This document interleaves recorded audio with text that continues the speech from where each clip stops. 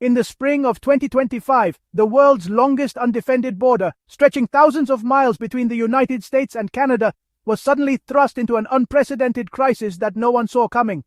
Canada, usually America's most reliable and peaceful neighbor, made a stunning move. It choked off the mainland road to Alaska, the vital Alaska Highway, leaving travelers and truckers stranded for miles. The decision was swift, calculated, and sent shockwaves from Juneau to Washington, D.C., as news outlets scrambled to cover the unfolding drama and politicians rushed to respond. The catalyst for this dramatic standoff? Donald Trump's renewed threats of sweeping tariffs on Canadian goods, reigniting old trade tensions and sparking fears of a new economic war. But this time, Canada didn't just protest or issue warnings, it retaliated forcefully, launching a series of bold measures designed to inflict real economic pain and send a clear message to Washington. Trump's response was explosive and immediate, framing Canada's actions as a direct assault on American sovereignty and vowing to escalate the confrontation if necessary. The once friendly border was now lined with tolls, new restrictions, and a growing sense of distrust as both sides dug in for a prolonged standoff. The blockade of Alaska quickly became a story of disrupted supply chains, surging prices, national pride, and ordinary people, families, workers, and business owners caught in the crossfire of a geopolitical showdown. How did this historic alliance unravel so quickly, and with tensions rising, what comes next for the future of North America? The Alaska Highway, built in 1942 during World War II, symbolized U.S.-Canada partnership. It's more than a road. It's Alaska's lifeline for goods, military moves, and tourism. For decades, open access was an unspoken rule, underpinned by mutual respect.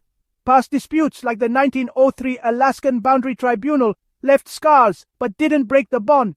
The border became a model of cooperation, enabling trillions in trade and millions of crossings. That's why Canada's 2025 blockade felt like a betrayal, a violation of a pact forged in shared vulnerability. The highway, once a symbol of unity, now marks a deepening divide. Is the era of unquestioned cooperation over? Canada's response was a coordinated campaign, not a single act. It was a show of unity across provinces and political lines, with leaders determined to send a message that could not be ignored by Washington. The stakes were high, and every move was calculated for maximum impact. On March 6th, British Columbia imposed steep tolls on all commercial traffic to Alaska.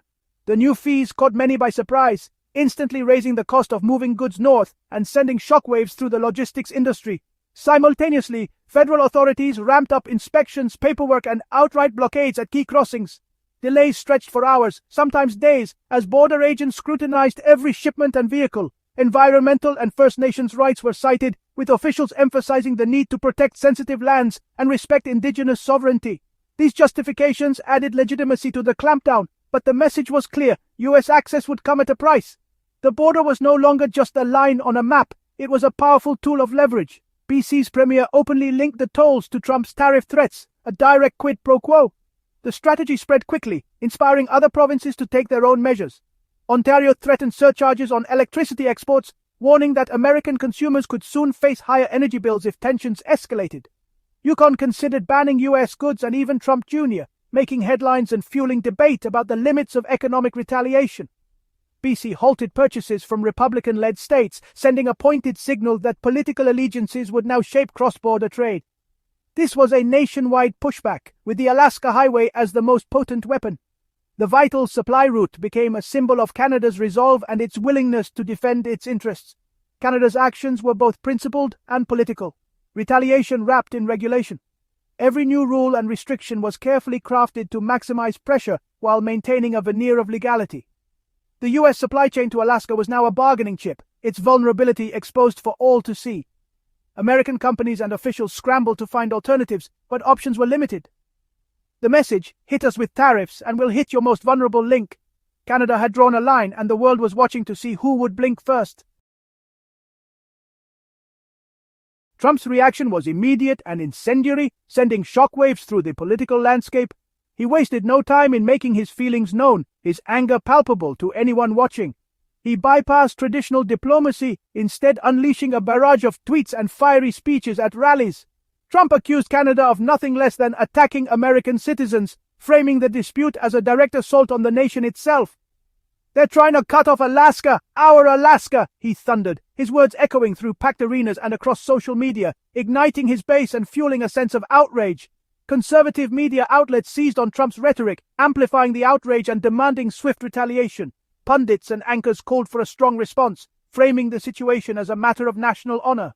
Meanwhile, liberal news outlets pointed to Trump's own tariffs as the real trigger for the crisis, arguing that the escalating conflict was self-inflicted and warning of the economic fallout. The American public quickly split along partisan lines, with heated debates erupting in homes and online. The Biden administration found itself under intense pressure to appear tough, yet also to avoid a dangerous escalation that could spiral out of control. In Canada, Trump's attacks had an unexpected effect, uniting the country behind Prime Minister Trudeau. Trudeau's firm stance against U.S. pressure led to a surge in his approval ratings as Canadians rallied together in a rare show of national solidarity. What began as a trade dispute quickly escalated, becoming a test of national pride and resolve on both sides of the border. Protests and demonstrations erupted, with citizens waving flags and demanding action. Trump's firestorm deepened the rift, transforming a policy clash into a full-blown continental standoff. The political divide grew sharper, and leaders on both sides dug in their heels. The crisis was now about more than trade. It had become a battle over identity, sovereignty, and the future of relations between two neighboring nations.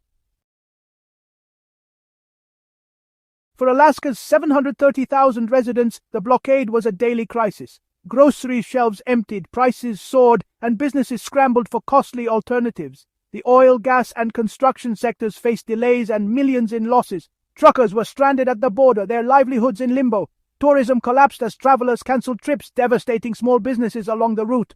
Even Alaska's cruise industry was threatened, as required stops in British Columbia became uncertain. Families were separated, military moves disrupted, and even sports events were affected. The blockade wasn't just about goods, it severed relationships and fostered isolation. Alaskans suddenly felt cut off from their own country. The human cost was as real as the economic one. As tensions soared, calls for U.S. retaliation grew louder. Proposals ranged from new tariffs to restricting Canadian access to U.S. waterways and airspace. The Biden administration walked a tightrope, projecting strength while seeking a diplomatic off-ramp. Behind the scenes, both governments scrambled for a solution. Canada signaled willingness to negotiate, offering special permits for essential goods if the U.S. dropped tariff threats. The crisis forced a reckoning. North American trust could no longer be taken for granted. Canada's use of its geographic leverage set a new precedent. Critical infrastructure as a bargaining chip. Any resolution would require compromise and face-saving for both sides. The outcome would shape the future of U.S.-Canada relations. Would trust be rebuilt, or would scars remain?